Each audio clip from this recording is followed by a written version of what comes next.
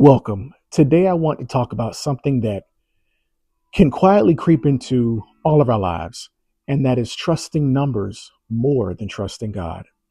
For a short subject, quality over quantity, the dangers when numbers replace trust. And the text that you can find this in is 2 Samuel chapter 24 and 1 Chronicles chapter 21. And it talks about King David, a man after God's own heart. He commands a man by the name of Joab to take a census of Israel. He wants to know how many fighting men he has. Now, on the surface, that doesn't sound sinful. Counting people isn't wrong. Israel had done census before, but this time it was different. Now, the scripture tells us that Satan had provoked David to number Israel. At the same time, we're told that God's anger was burning against Israel. Satan incited, but God permitted. And what that shows us is something sobering. Temptation may come from the enemy, but the responsibility always rests with us. And the real issue wasn't the counting, it was the confidence or the lack thereof. David had defeated giants, he had survived Saul, he had led armies into victory. But somewhere along the way, he began to measure his security by statistics instead of sovereignty.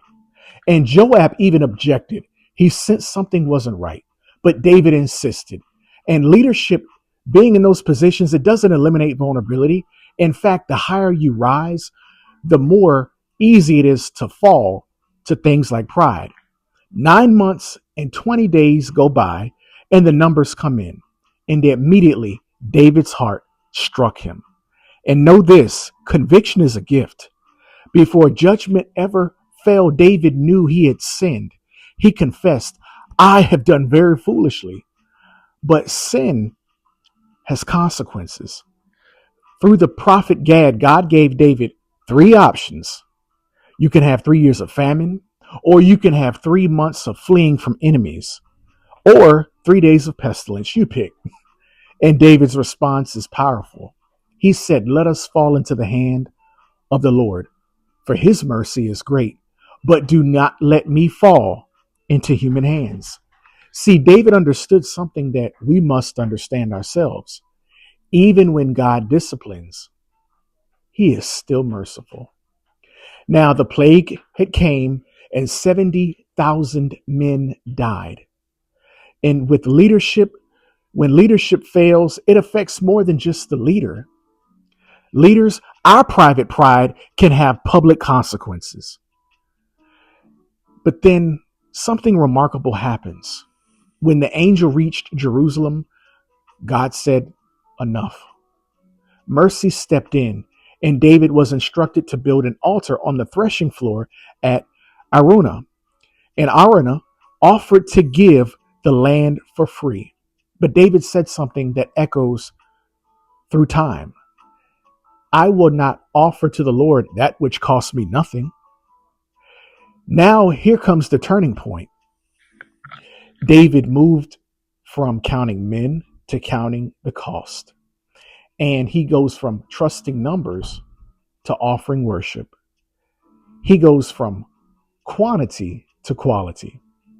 Now, here's the heart of the message.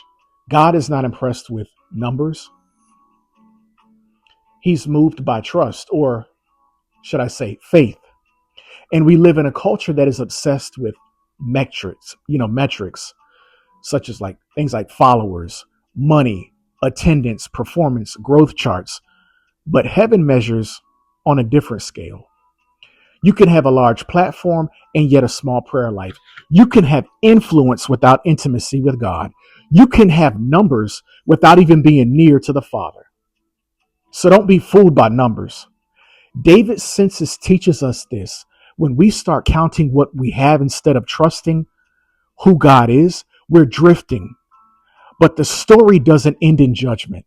The place where David built that altar later became the same site of the temple that Solomon built. The place of failure ended up becoming a place of worship. And God can redeem even our own jacked up miscalculations. So here's the question for us today. What numbers are you trusting? Your bank account, your resume, the size of your church, or your social validation? And let me make it clear, my God validates me.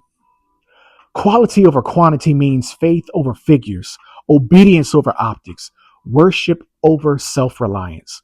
And if we must fall, let us fall into the hands of the Lord, because his mercy is great. And when we fall into his hands, what better hands can we fall into? So that was quality over quantity, and the dangers of when we trust numbers more than we trust God. So I thank you for joining me, and let's get out of quantity. Let's get out of numbers. So what about numbers?